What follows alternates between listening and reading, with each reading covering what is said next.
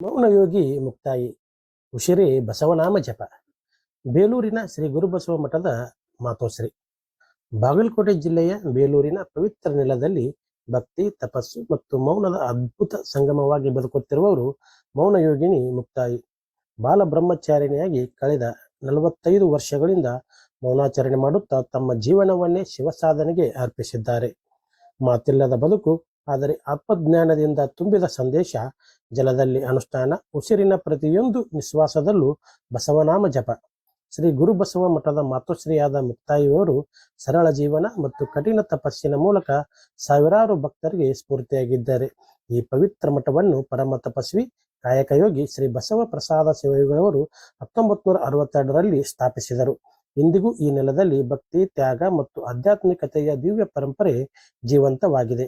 ಮೌನದಲ್ಲಿಯೇ ಮಾತ್ರ ಸಂದೇಶ ನೀಡುತ್ತಿರುವ ಮೌನಯೋಗಿನಿ ಮುಕ್ತಾಯಿಯವರ ಜೀವನ ನಿಜಕ್ಕೂ ಅಪರೂಪದ ಆಧ್ಯಾತ್ಮಿಕ ಪಯಣ ಎಂದು ಶ್ರೀಮಠದ ಪೂಜ್ಯರಾದ ಬಸವ ಪ್ರಸಾದ ಶಿವಯೋಗಿಗಳವರ 10ನೇ ಪುಣ್ಯಸ್ಮರಣೆ ಹಾಗೂ ಪೂಜ್ಯ ಶ್ರೀ ಮಹಾಂತ ದೇವರ ನಿರಂಜನ ಪಟ್ಟಾಧಿಕಾರ ಮಹೋತ್ಸವ ಜರುಗುತ್ತಿರುವುದು ವಿಶೇಷ. 12ನೇ ಶತಮಾನದ ಎಲ್ಲ ಬಸವಾದಿ ಪ್ರಮತರು ಹೇಗೆ ಬಸವ ತಂದೆಯ ಅಂಗಳಕ್ಕೆ ಬಂದು ಬಸವಣ್ಣನವರ ಪಾದವನ್ನು ಹಿಡಿದು ಮಹಾಬೈಲೊಳಗ ಬಯಲಾದ್ರು, ಹಾಗೆ ಬಸವ ತಂದೆಯ ಪಾದವನ್ನೇ ಹಿಡಿದು ತಮ್ಮ ಸ್ವಂತ ಆಸ್ತಿಯನ್ನೇ ಮಠಕ್ಕಾಗಿ ಮೀಸಲಿಟ್ಟು 1962ರಲ್ಲಿ ಇದಕ್ಕೆ ಗುರು ಬಸವೇಶ್ವರ ಮಠವೆಂದು ನಾಮಕರಣ ಮಾಡಿ 69ರಲ್ಲಿ ಅದನ್ನ ದಾಖಲಾತಿಯನ್ನು ಮಾಡೋದರ ಮೂಲಕ ಈ ಮಠದ ಉತ್ತರೋತ್ತರವಾಗಿ ಶ್ರಮವನ್ನು ಪಟ್ಟು ದುಡಿದು ಗಳಿಸಿದವರು ಮೊಟ್ಟ ಮೊದಲು ಪೂಜ್ಯರಾದ ಪರಮ ಪೂಜ್ಯ ಬಸವ ಪ್ರಸಾದ ಮಹಾ ಶಿವಯೋಗಿಗಳು.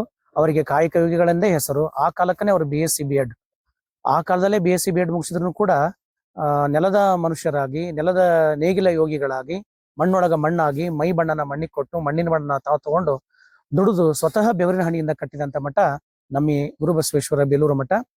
ಪೂಜ್ಯರು ಬಂದಾದ ಮೇಲೆ 1978ರಲ್ಲಿ ಆ ತಾಯಿಯವರು, ಅಂದರೆ ಪೂಜ್ಯರ ಪೂರ್ವಾಶ್ರಮದ ಮಗಳು, ಅಂದ್ರೆ ಪೂಜ್ಯರು ಬಾಲ ಬ್ರಹ್ಮಚಾರಿಗಳು, ಅವರ ಅಣ್ಣನವರ ಮಗಳಾದಂತಹ ಪರಮ ಪೂಜ್ಯ ಮುಕ್ತಾಯಿ ತಾಯಿಯವರು ಈ ಪೂಜ್ಯರ ಸೇವೆಯನ್ನ ಮಾಡ್ಲಿಕ್ಕೆ ಅಂತ ಮಠದಂಗಳಕ್ಕೆ ಬಂದು 1978ರಲ್ಲೇ ಮಹಾ ಸಲ್ಲೇಖನ ಮೌನ ವ್ರತವನ್ನ ಆಚರಣೆ ಮಾಡತಕ್ಕಂಥ ತಾಯಿಯವರು ಈ ಮಠಕ್ಕೆ ಬಂದಾದ ಮೇಲೆ ಆಧುನಿಕ ಸಜ್ಜಲುಡದ ಶರಣಮ್ಮ ತಾಯಿ ಎಂದೇ ಖ್ಯಾತರಾದವರು.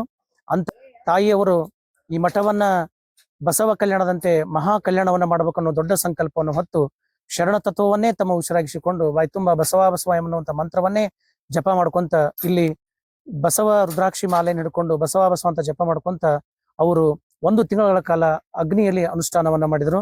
ನಂತರ ಅತಿ ವಿಶೇಷ ಏನಪ್ಪಾ ತಾಯಿಂದ್ರದು ಅಂತಂದ್ರ, ಇಲ್ಲಿಗೆ ಬಂದು 45 ವರ್ಷ ಆಯ್ತು. 45 ವರ್ಷಗಳಿಂದ ಅವರು ಮಹಾ ಸಲ್ಲೇಖನ ರಥದಲ್ಲೇ ಅದಾರ, ಮಹಾ ಮೌನದಾರ. ಮೌನದಲ್ಲೇ ಜಪವನ್ನು ಮಾಡ್ತಾರ, ಮೌನದಲ್ಲೇ ಲಿಂಗ ಪೂಜೆಯನ್ನು ಮಾಡ್ತಾರ. ಇದು ಒಂದು ವಿಶೇಷ. ಆದ್ರ 45 ವರ್ಷದಿಂದ ಈ ಜಾಗವನ್ನು ಬಿಟ್ಟು ಎಲ್ಲೂ ಹೋಗಿಲ್ಲ ಅವರು. ಅದು ಇನ್ನೂ ವಿಶೇಷ.